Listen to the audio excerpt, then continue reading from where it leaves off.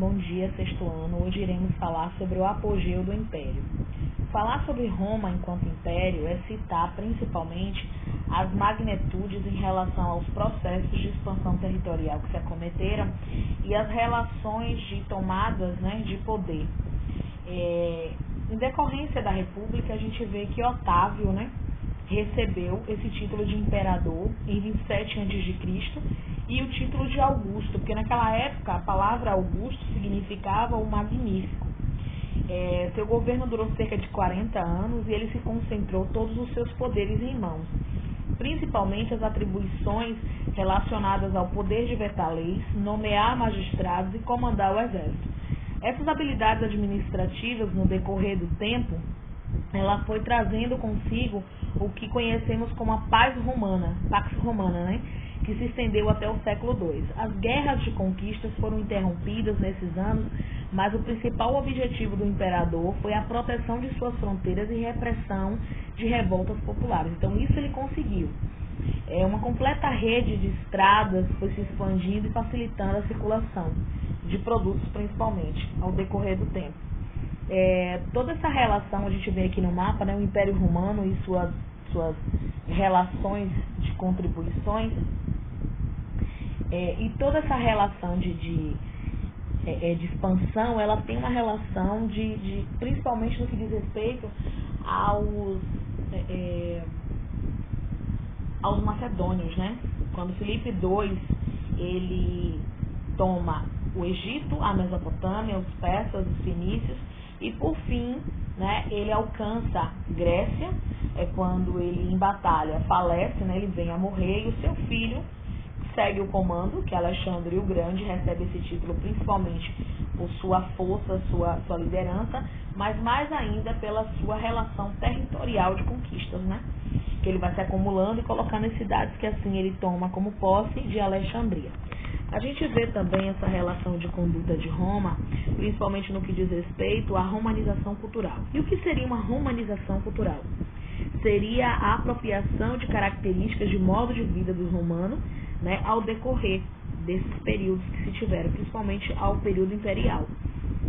Vastas regiões foram se revestindo dessas marcas que a Roma foi trazendo consigo, na arquitetura, na legislação, nos hábitos, nos costumes, e temos principalmente a questão do latim vulgar, que é falado entre os colonos e os soldados, que deles esses dialectos sobrevieram às línguas neolatinas, como o francês, o espanhol, o português e o italiano. Elas foram originadas a partir do latim vulgar. O complexo de leis também, elas foram regulamentadas a partir do ato do cidadão, baseando-se assim, se apropriando na legislação de muitos países do Ocidente, inclusive o Brasil.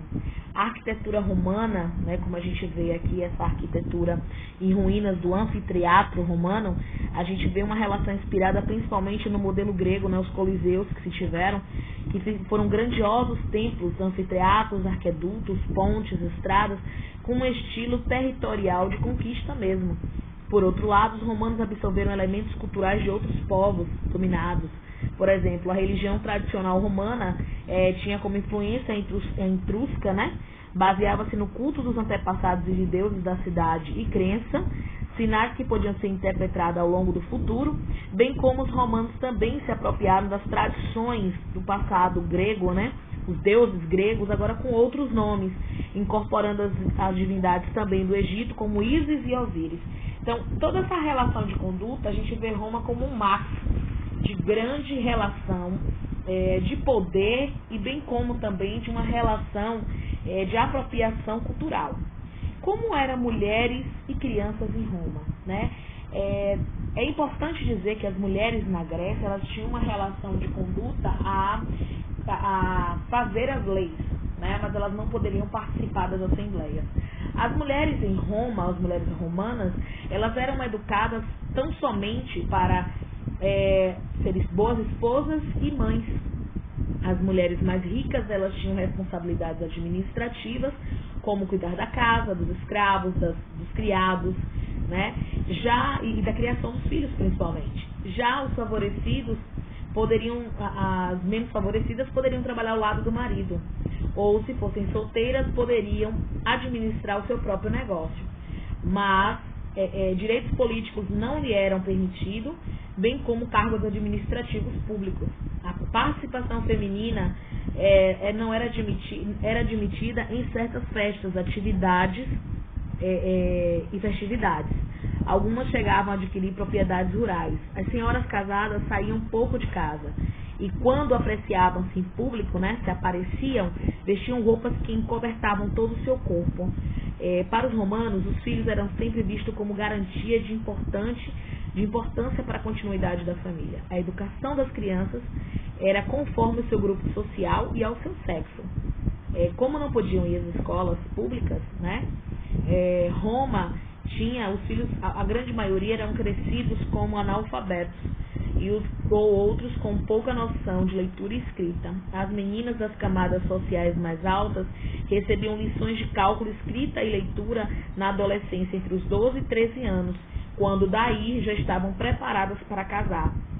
Elas aprendiam com outras mulheres, né, da própria família a cozinhar, a fiar, a tecer lã, além de suas mães e cuidar dos irmãos.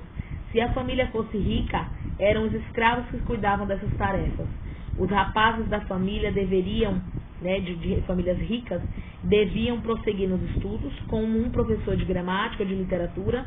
Eles estudavam grandes autores gregos e romanos, noções de agricultura e astronomia, religião, matemática, arquitetura, geografia, história e retórica. É interessante pensar, principalmente eu, enquanto professora de história, dentro de um contexto, né, de historicidade, estudar gênero e a sua composição e articular dentro desse projeto, né, de uma ciência que foi criada em que a mulher é restrita a várias situações. Enquanto o homem poderia se agregar de tanto conhecimento, a mulher era restrita, porque acreditava-se que a mulher que era dotada de conhecimento, ela se tornava rebelde ao marido. Então, até nos nossos dias atuais, a nossa tradição enquanto família brasileira, a gente vê muito isso, essa relação ainda do machismo impregnado, não se acentuando nem chegando à questão do feminismo, né? Que isso fique bem claro, há uma diferença muito grande em movimentos feministas em relação ao progresso da mulher dentro de uma lacuna de uma sociedade fechada, né? E há uma outra relação de pessoas que se tornam fora do padrão e que utilizam desse termo para se articular e menosprezar os critérios e leis que deveriam ser absorvidas. Então, assim, dentro de um processo histórico, é interessante a gente pensar que eram limitações que foi da Roma antiga, Roma enquanto império, né, na sua projeção, e que isso hoje, na nossa atualidade, ela faz parte de uma cultura, né, de uma relação ainda, de um pensamento, de uma mentalidade ainda ortogada, passada, né, dentro de um meio secular que vivenciamos. Nós estamos no século XXI e com vivências do século XVIII, do século XIX, né, em procedência a várias ramificações do passado, em que as mulheres eram direcionadas a criar os filhos, a ser boas mães, a serem boas esposas, e isso não está muito longe da nossa realidade.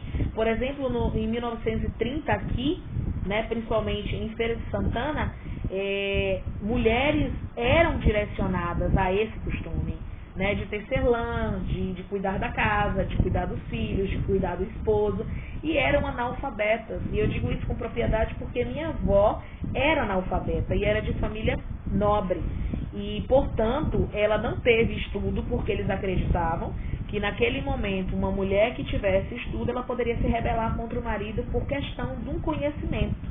Então, essa relação de conduta é interessante a gente pensar que a mentalidade ela se faz presente. E eu fui ofício dentro de um processo de legitimidade, quando eu digo isso, porque quando você se relaciona a um casamento e o esposo te diz, olha, a universidade te fez rebelar, a universidade te criou artifícios para isso, é interessante a gente pensar num predomínio de uma sociedade machista e que criam seus filhos dentro de um processo do passado, né? Limitando assim as racionalidades e as intenções dentro da própria sociedade. Porque hoje o que difere o homem da mulher é um processo de gênero, né? Cada um tem a sua sexualidade, a sua formalidade.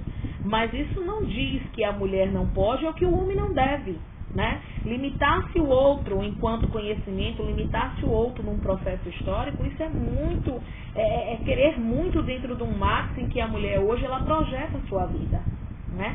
E a gente vê que é um processo anterior, é um processo antigo, é limitações que fazem parte de um passado. E é interessante pensar que essa quebra é necessária. Essa quebra de conceito, esse pensamento antigo, ultrapassado, medíocre em alguns fatores, né, criando assim uma moral familiar, quando na verdade está restringindo, distanciando um processo histórico dentro da sua própria lacuna na sociedade, né? Não deixando com que essa sociedade se sinta progressiva. Por exemplo, quando diz aqui que os homens estudavam astronomia, as noções de agricultura, religião, matemática, arquitetura, geografia, história. Isso me chamou bastante atenção em relação principalmente ao processo histórico, né? Porque a história foi algo que eu escolhi para mim. Eu sempre gostei de ter noção do conhecimento a mais. E quando você estuda história, você estuda a história de tudo. A história dos físicos, a história dos matemáticos, a história da geometria, a história da medicina, a história da advocacia, né, da área de direito. Você estuda a área da arquitetura, como a gente está estudando aqui sobre Roma. Você projeta toda uma relação de onde veio a história da história, né? Porque a história, ela é um processo crescente, ela não é o passado. Ela é a projeção do que foi o passado para conhecimento do presente e ter uma relação do que poderá vir a ser o futuro, né? São relações de entendimento e conhecimento que nos projetam. Por exemplo, eu acho muito interessante quando Sócrates, ele tem uma frase dele muito sutil e bem profunda que diz: só sei que nada sei. Né? E o ser humano ele precisa ter esse projeto de dinâmica de sempre estar aberto ao conhecimento, a se projetar ao novo, né?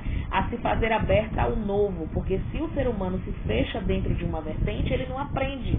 E se ele se abre para um novo alcance de outros conhecimentos, ele se abre para o mundo. A gente precisa estar atento em relação a esses processos.